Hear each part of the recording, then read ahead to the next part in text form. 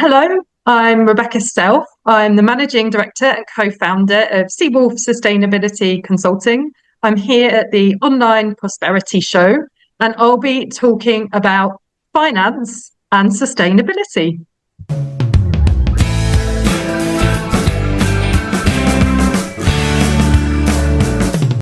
Well, ladies and gentlemen, welcome to yet another exciting episode of the Online Prosperity Show. I'm your host, Prosper Taruinga, and today I am giving you somebody who's not only navigated the high stakes of the world of finance, but is also making waves in sustainability. Now, Rebecca, how are you doing today? I'm doing really well. Thank you for asking. And I hope you too. Fantastic. Well, you're probably the first person who's actually asked me how I'm doing. Everybody else just comes in and looks just after their own self. So hopefully this is going to be a fantastic, show today. And for those that are meeting Rebecca for the very first time, Rebecca is the co-founder and managing director of Seawolf Sustainability Consulting, a firm that's helping organizations around the world integrate sustainable finance practices. Now, it's no longer like in the olden days where it's cutthroat. She is actually spearheading some interesting changes in the finance sector there. Now, she's got a career that spans over 2 decades, including roles like first ever CFO of sustainable finance at HSBC. So Rebecca's journey is nothing short of inspiring. I want you to imagine moving from the bustling financial hubs of London and Zurich to actually going out and shaping global best practices in sustainable finance. That is pioneering in its own right. Oh, and there's also a fun fact. Rebecca told me that she has a tattoo that shows the parts per million of carbon dioxide in her birth date. And it's something that obviously she is passionate about. In the year you were born, it was 337, was it? That's exactly right. Yes. I won't give you the dates, but yes. And just to give a sense of a benchmark, today, the same reading, if you look at the same place, is around 425 parts per million. So that's for a million parts. That's the number of parts which are carbon dioxide. So it's increased quite rapidly during my lifetime.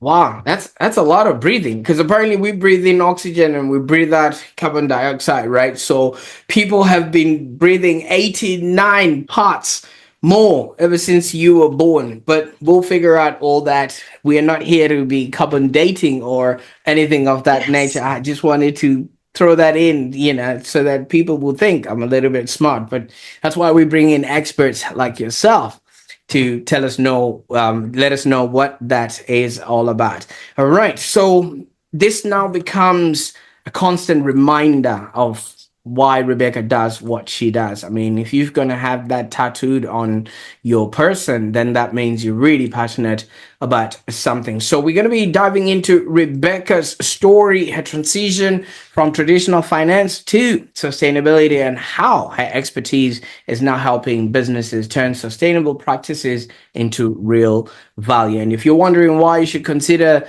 listening to this or watching Rebecca, and obviously maybe consulting with her at Seawolf, well, I'll just say stay tuned, because she's going to teach you how to save the planet and actually turn a profit. So let's jump right in. Rebecca, I'm going on and on talking about things I know nothing about. You've had the incredible journey. You've had the 2 decades, of moving from traditional finance to now becoming a leading voice in sustainable finance. First of all, what does that all mean? It's a good question. And maybe starting with sustainable finance. So many people will know what traditional finance is, and that's usually lending and investing money and expecting some sort of financial return over a particular period. And often with most types of traditional finance is really looking at those financial returns. So I'm an accountant, and that means looking at your balance sheet, your income statement, what the profits are, looking at your time period, the amount of the investment, all those traditional accounting style metrics. Now, with sustainable finance, it's about still looking at those things. Of course, they're important, but also adding in additional metrics such as carbon emissions, which we mentioned earlier, conservation type metrics, so looking at the impact on nature, the impact on conservation of an investment, looking at social metrics as well, things like human rights and so on. So adding in those additional metrics and including them in investment decisions. So moving beyond solely traditional finance to incorporate some of these other perspectives into financial decision making. Absolutely. And thank you so much for clarifying that. And it really sets the tone of what we're going to be talking about. But Rebecca, I've got two girls. One is 9 and one is 5. You know, the last time I asked them what they wanted to be when they grow up, the other one wanted to be a witch. How did you get into finance? Yeah, it's a good question. It's a funny answer from your girl. But for me, so my journey, I grew up close to London in the UK, just 20 miles north of London. Both my parents worked in the public sector, so for London Underground and in social and healthcare. And at quite a relatively young age, I decided that I wanted to do something completely different from my family and work in the world of finance. And that was somewhat inspired by various trips when I was young and at school to different financial exchanges. We went to go and visit the City of London. I remember there was a live exchange at that time, so trading in person with all the coloured jackets. And this was just so exciting for me at the time. And also the place where I ended up working with my first full-time job was just being built. And that was Canary Wharf in London, which is a huge number of glass skyscrapers. And that was pretty much a wasteland while I was growing up. And I remember visiting and being told, no, this place is going to be full of all these huge buildings and regenerated. And I thought, wow, you know, that's really the place I want to work. So long story short, I studied economics at university, at the University of Southampton on the south coast, the sea in the UK. And from there, I moved into banking. My very first job in banking was at one of those banks, one of those big glass buildings in Canary Wharf in London. I had about 10 years, which were very traditional sort of banking type roles in the finance departments, risk departments of a number of different international banks. And it was a good experience. And yeah, it really gave me, I think, that grounding and perspective around finance and those very traditional sort of financial views. And this was all before the financial crisis. So a high growth environment, very exciting, very dynamic. And as I said, a good grounding. But things started to change after that. I can imagine, because obviously the world that was invested for in that particular time no longer existed, and obviously that's why there was that turn of events. You did mention mom was in sustainability. Is that or social? Yeah, like healthcare, health and social care. Fantastic. Is that where this side of things would have emanated from, or did you then have other role models while you were growing up? Looking back, I think so. I think maybe that was one thing that sort of shaped a bit my perspective in the world. But also as a sort of younger person, I think I was probably about 7 or 8 years old when I remember being really interested around conservation and specifically elephants. Actually, I loved elephants, and I entered a competition. It was an art competition at that time, and I was quite upset about the ivory trade, some of the sort of issues around that, and so I think that was something that also shaped me looking back. So I think parents and having those jobs outside of finance is one piece, being more aware socially. I think being very interested in nature at a young age is another piece. And again, looking back, another thing that I somehow think, oh yeah, maybe that was some of the seeds, to excuse the pun, but on one side of my family, there were also florist shops and nurseries. And I also think now living in the Netherlands, I look back at some of that horticulture, being aware of things growing, plants, flowers, and think about the seasons and some of those perspectives around nature and being quite attuned to nature and seasons and horticulture. I think maybe that was part of what shaped my view now as well around sustainability. Absolutely, because you were going into a place where it was going to be nice, new buildings, glass, and just across the road from you was nature, flowers, and maybe there's a bit of you that just wants to go back to that part of you that was just looking at those flowers, and maybe that could be something that is now drawing you into this work you're doing now. I think so. Yeah, I do wonder about that. And another piece, today I live very close to the sea, to the North Sea. And as a young child, I remember visiting the sea very often in the UK. So it was very grey, quite miserable, quite rainy, wasn't particularly glamorous. But also we lived quite close to a canal and close to rivers. And I think, again, being close to nature, close to the sea, now when I look back, I think, maybe there was something there that sort of is coming back to some of those childhood memories. Absolutely. Did you ever take a trip to go see the elephants? I have seen them. That was in later life.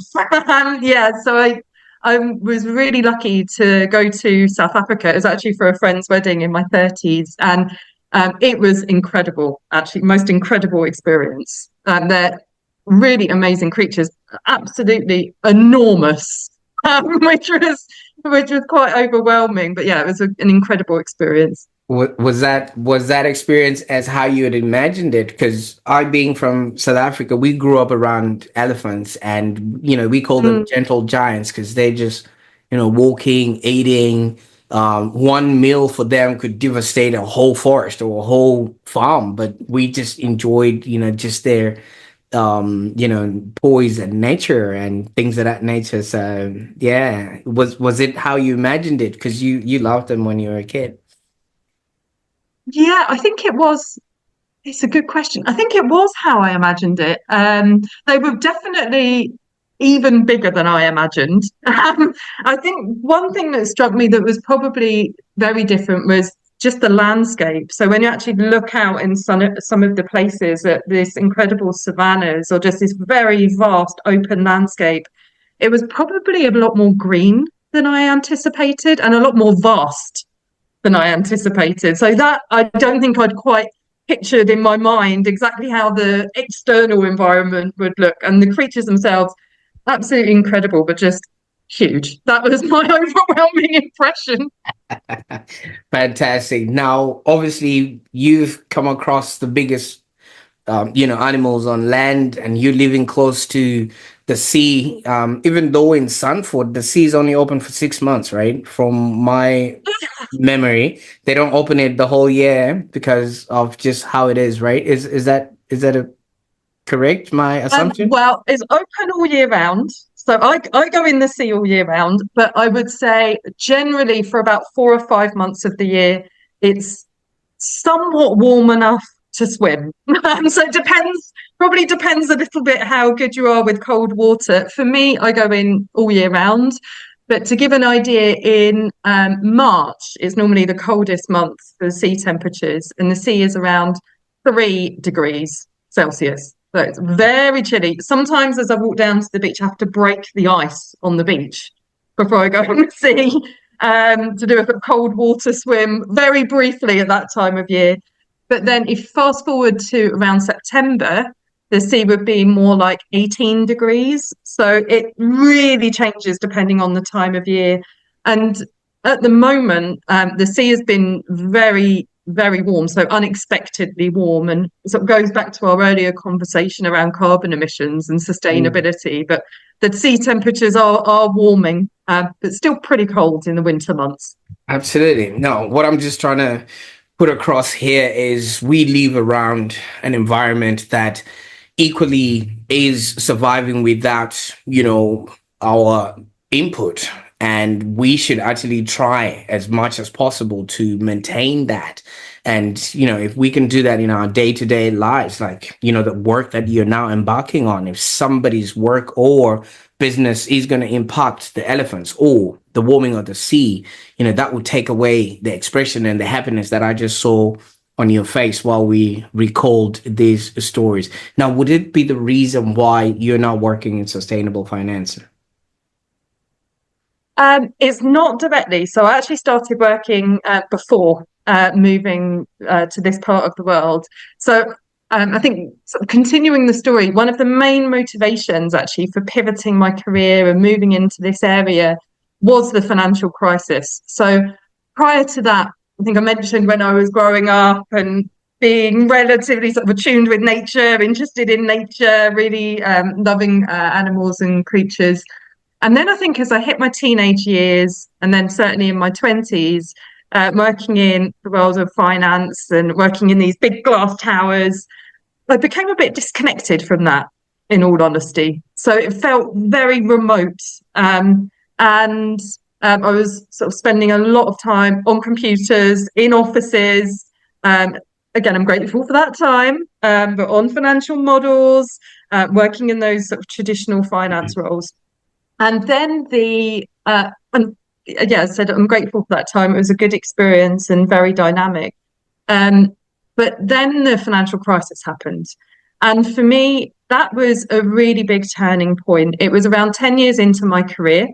And I suddenly thought, oh my goodness, what on earth is this industry that I'm part of and the roles that I'm part of? What's it doing? And how's it contributing to the world in a positive way or not? And what's my role in this? What am I actually contributing to the world as part of this role?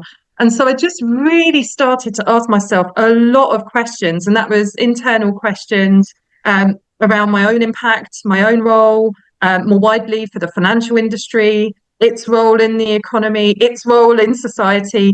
And I just really struggled to understand how things had got so badly wrong, frankly, because with the financial crisis, there's a huge sort of global meltdown, impacts on economic growth, GDP, and moving beyond the numbers, the bit that really impacted me, I was spending time in the US, and it was somewhere close to Chicago. And I was working at that time on mortgages that met people who had had their homes foreclosed upon. And some of those conversations with people who had been really severely negatively impacted by very expensive mortgages that they'd chosen to take out and that had been offered by the banks at that time. That really impacted me because all of a sudden these as I describe it, the numbers on a spreadsheet or the numbers in a financial model had faces and had names and had stories. And so that became a moment of real soul searching, actually. And I think that was one of the moments where I decided to pivot my career into a different direction.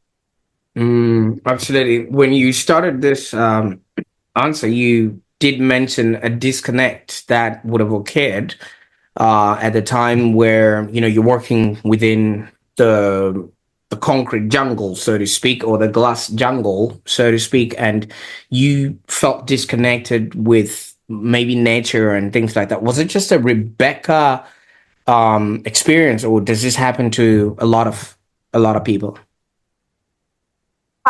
My sense is it happens to a lot of people. And it's not to say there's anything wrong with those people. It's just part of a function of the environment, of the culture, often of that industry. For me in particular, when I looked at some of the, let's say, portfolios of those mortgages, it was just numbers. As I said, it didn't have faces or names. When I looked at, let's say, different transactions the bank was involved in, I didn't think about the real world impact of the people who were in those companies or the impacts of nature, positive or negative, that those companies, the banks lended and invested to. So I think that disconnect, in my experience, is quite common. And it's part of perhaps a little bit part of the culture of finance, certainly at that time, and is to really look at things in a very pure financial way and solely looking at financial numbers and not perhaps considering those wider societal impacts, whether they're positive or negative. And actually, since I decided to sort of pivot my own career, and since I've decided to set up my own company, quite a number of people who I've worked with over the years, or even more broadly in the financial institutions, have reached out to me and have talked about their own experiences. And they also have experienced some of this disconnect and looking for something more broad. So I think it's not just me. I think it's something more broad for the industry too. Absolutely. And I would think this presents a very big challenge when you show up and you want to tell people, hey, there could be elephants involved in this investment that you guys want to do, or the sea levels are quite rising based on us doing X, Y, and Z. What's the feel like in the boardrooms when you rock up and you're talking elephants and sea levels? It's been quite a mix. I think back when I sort of first started to move into this career, and looking at the time, that was about 14 years ago, and it was an incremental pivot of my career, and then moving a bit more quickly in the last sort of 5 years. But when I first started moving into this area, working in this area, and it became a part of my role, I would hear things from people that I worked with, or more broadly in the industry, along the lines of, you're a tree hugger, this is a career limiting move, no one cares in finance about this topic, this isn't part of what the role is, this is something really that no one's interested in this industry. So there was quite a lot of strong reactions. And actually, they're the negative reactions. And I heard that a lot more sort of when I initially started moving. Conversely, I also heard a lot of people who were really interested and really wanted to learn a lot more about the role. So there's a bit of a mix. But back 14 years ago, definitely did have a bit of name calling. Definitely did have that feeling that I was a little bit the odd one, sometimes in the meeting rooms and sometimes in different environments, in financial environments. And it started to change. So it did change. And I think there were more open conversations about some of those topics, people being interested around some of those topics, different trainings, because it is emerging, it's quite new. So things did start to change. I would say, sadly, I do wonder about now whether things are slightly reversing. So I hear a little bit more of some of those names again, but maybe that's also just part of the evolution of this whole topic of sustainable finance. So I sort of try to be a little bit philosophical about that and not take it at all personally. I don't think it is a personal thing. I think people just sometimes have a very strong reaction to this topic, and often it's not about me in particular, but it might be about something going on with them. So leave them to it. Absolutely. And congratulations. With all of that, you actually ended up becoming the first ever CFO of sustainable finance at HSBC. Was your office in the car park? No, it was not. No, it was I was in one of those big glass towers that I mentioned, and somewhere near the top, actually, level 39. So yeah, pretty high up in the building. They didn't put you in the common area, just so you have your desk. Yeah, no, not in the car park. No. Fantastic. I mean, obviously, it's quite remarkable what you've actually achieved. Now, with what you're saying, and you're saying moving up until this day and age, your work sort of now spans across different regions, different sectors? What sort of key differences in response, or how various industries or regions actually approach sustainability? Because as you've mentioned, that's been somewhat of a steep curve for a lot of people to adopt, but now you're crossing and chopping and changing between industries. Are some industries readily accepting, or some industries, just still holding on to saying you're a tree hugger? Well, and this is all a lot of generalizations. So there's a big spectrum of activities within industries, within geographies, but just based on my experience, and as I said, it is general comments, so I don't want to stereotype, but in general, so some of the evolutions that I've seen during that time, I think initially with sustainability, it was very, very much focused on measuring carbon emissions, looking at climate change in particular, and understanding the positive and negative impacts of climate change. So that's some of the physical risks, such as floods, more extreme weather events, and so on, and understanding the impact that would have on finance. And I've seen the sustainability topic in finance widen and broaden. So, for example, now I still look at that piece, but I also will look at, we mentioned oceans, ocean conservation, blue carbon. I'll look at nature, so how financial decisions can impact nature, and that being seascapes, but it could also be the land, it could be agriculture, it could be about different species. Water is another topic, so water usage, water wastage, and linking to that, the circular economy. So how to recycle more, have closed loop processes. So I've seen the topic of sustainability itself in a finance context broaden, and that's very welcome. Still a lot more to do on all those topics, but definitely is broadened. I think the other piece I've seen is initially, I would say there was a lot of focus on this topic in Europe. I'm based here in the Netherlands, and in particular, and again, generalizations in the Netherlands, in the Nordics, France, other areas of Northern Europe. Quite a lot of activity on this topic back in those days, and I've seen that broaden and widen. So there is more interest now from Asia, the US, Canada, but of course it's a mix, and Australia. So there's a mix of activity depending on where you are, but I would still probably characterize Europe as a little bit further ahead on this topic, in particular around new regulations. And then also with financial institutions themselves, I think initially when this was very new, there was quite a steep learning curve, as you mentioned. So lots of training, increasing awareness, those larger financial institutions starting to measure, starting to understand some of their footprints with sustainability, their lending and investing. And we did see a few years ago quite a number of large financial institutions make commitments about being net zero carbon emissions in the future.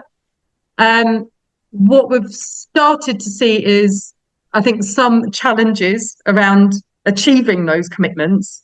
And for example, very recently in the last couple of weeks, some very large banks were referencing the need for policy and for policy makers. So voluntary action from those large financial institutions not being enough, and the need for collaboration with policymakers, as well as our own individual actions as well. So I've seen the topic evolve in that way, and the need to move beyond voluntary action for companies to also incorporate policy.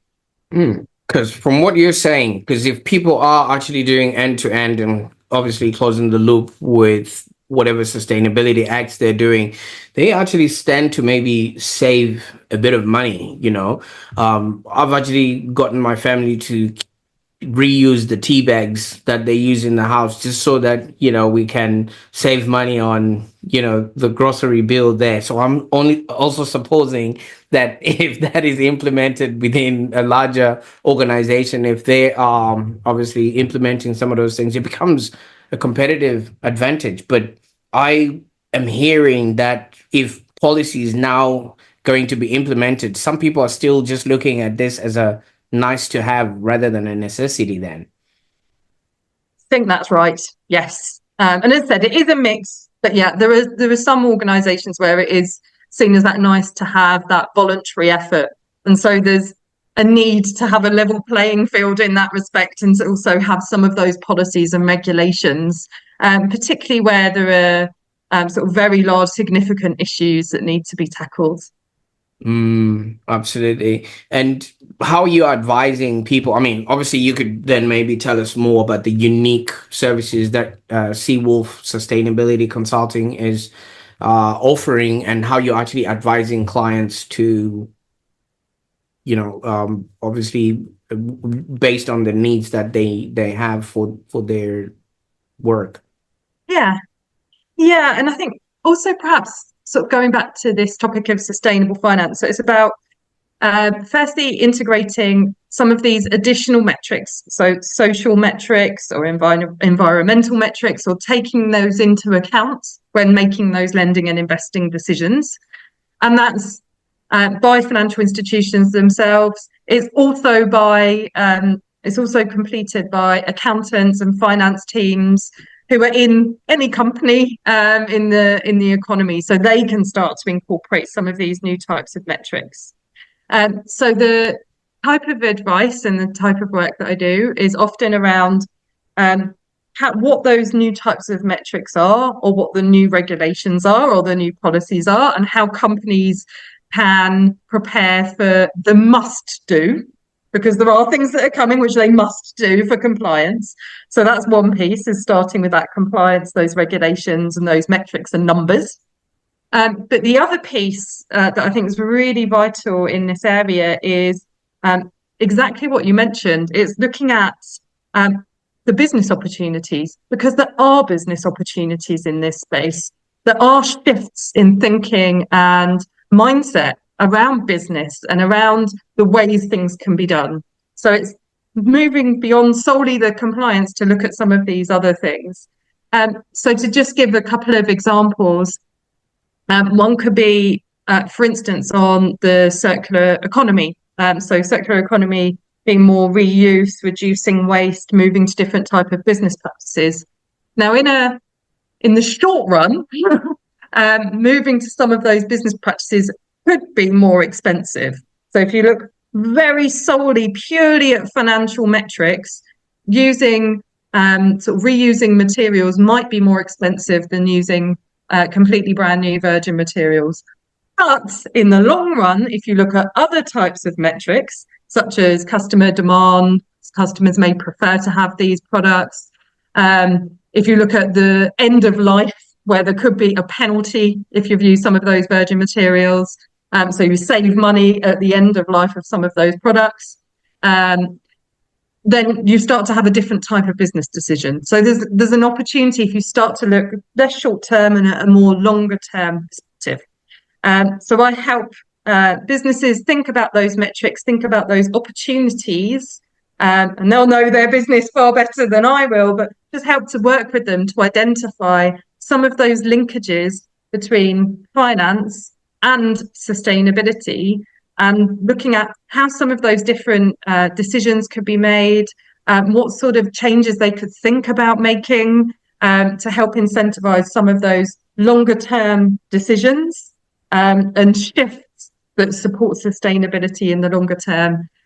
And maybe just to give a sort of very tangible example. So there's a project I'm currently working on, which is real estate. So that's looking at buildings, and actually going back to office buildings at the moment. So there's a large number of buildings, obviously all around the world. They're often made from steel, concrete, glass, very carbon intensive materials, and they have often not as long a lifetime as you might expect. So the lifetime could be 25 or 30 years. And after that time, it could be that they're simply knocked down and built again. That's very intensive, that carbon intensive, and that consumes a lot of materials and a lot of resources.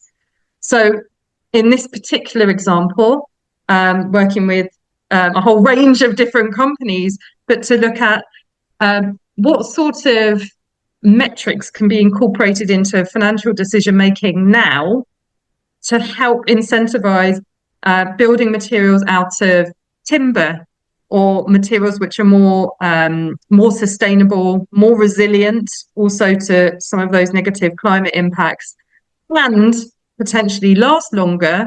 So they don't need to have that end of life, or they could be reused more easily or retrofitted at that end of life for the building. So I won't get too much into it, but that just gives you a bit of a feeling. It's working through some of those topics with different companies, thinking about those different ways decisions can be made, different metrics, and looking at the longer term for those businesses and products. And ultimately, the idea is to get to more opportunities as well, business opportunities. Absolutely, I can totally see that. And you did mention a real estate business that you're sort of helping. What sort of people need to show up at Seawolf that you want to work with? Yeah, so there's a whole range of different organisations that we work with. I often describe it as working with the willing. My job isn't to convince someone that climate change is real. But I enjoy working with people who are willing and who are open to making changes and adapting to changes. And I'll often work with the finance teams. So that's the accountants, the risk teams, and the finance teams who are in companies across all different sectors. And then I'll also work with the sustainability teams, because many companies, depending on their size, they may have a sustainability team and a finance team. And so I work with bringing those two teams together. I can hopefully try and sort of speak both the languages, because they often have quite different technical terms that they use, different types of metrics that they use. So I can help facilitate training, workshops, different ideas and reporting where those two teams get brought together and work together.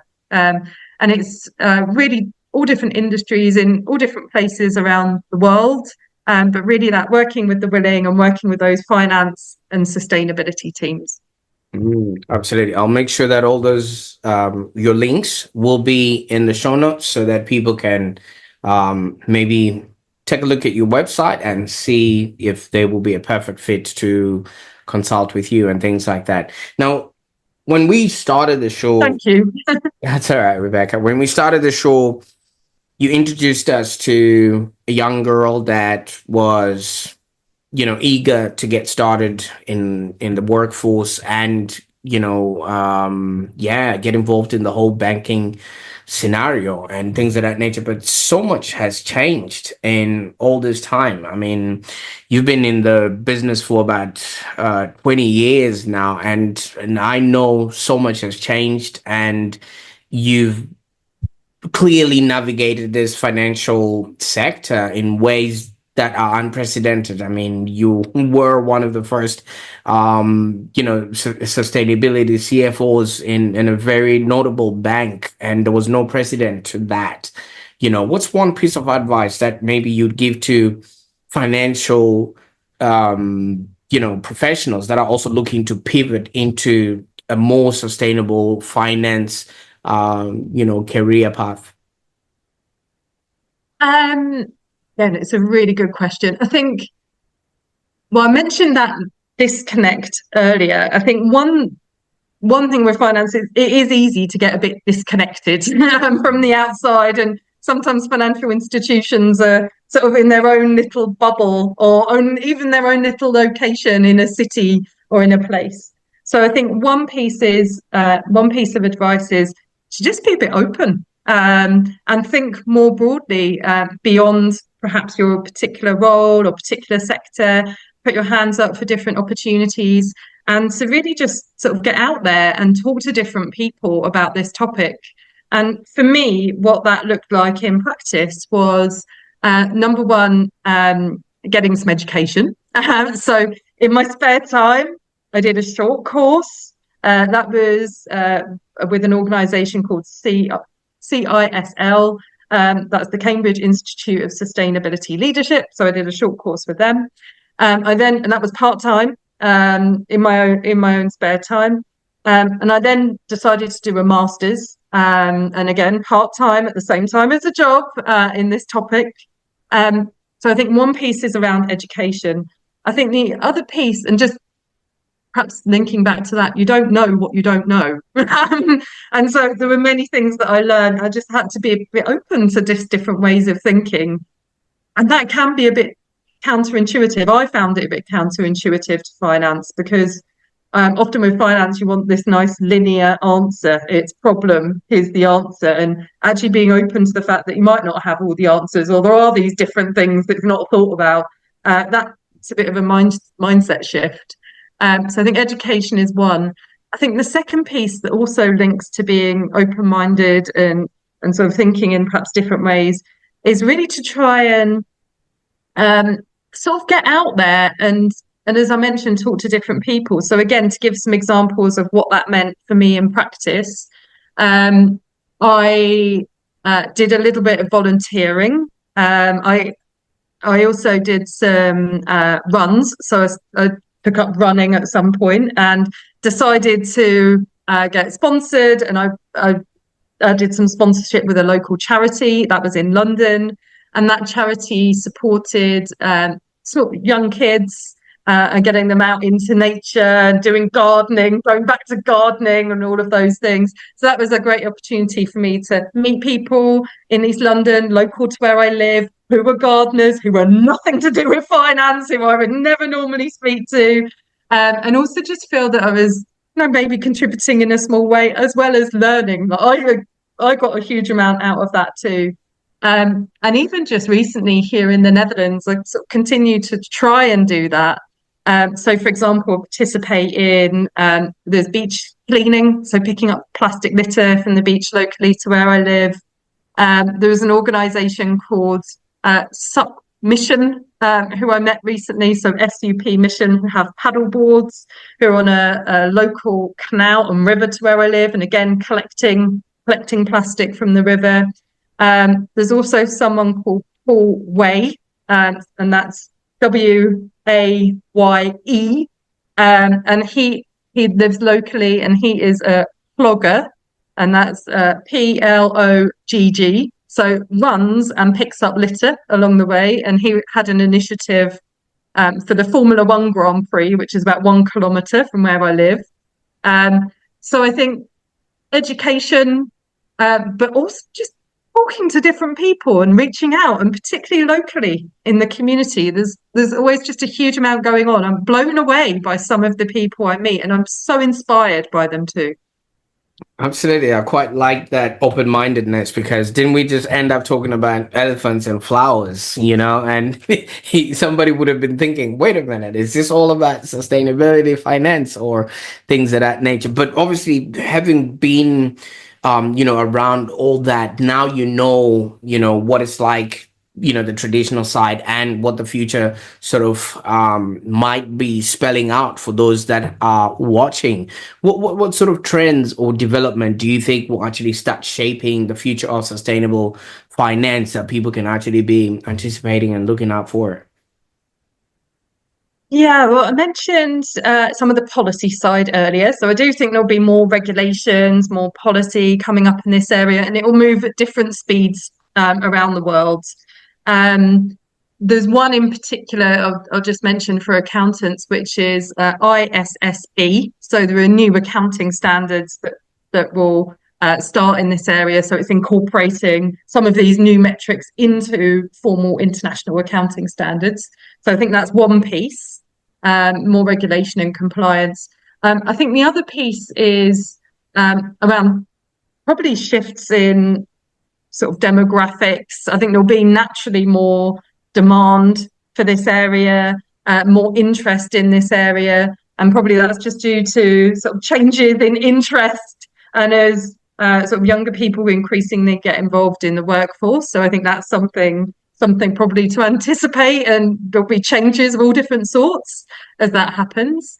But I do think there's also something else with sustainability where the external events that we see will become ever more extreme. And so, it's not at all something I welcome, but, sadly, there will be more extreme weather events that we see right now. There's a number of hurricanes and other severe weather events in the Atlantic. And we will see more of that as a result of these sort of negative sustainability impacts and more carbon emissions. So I think there will be more extreme weather events. There will be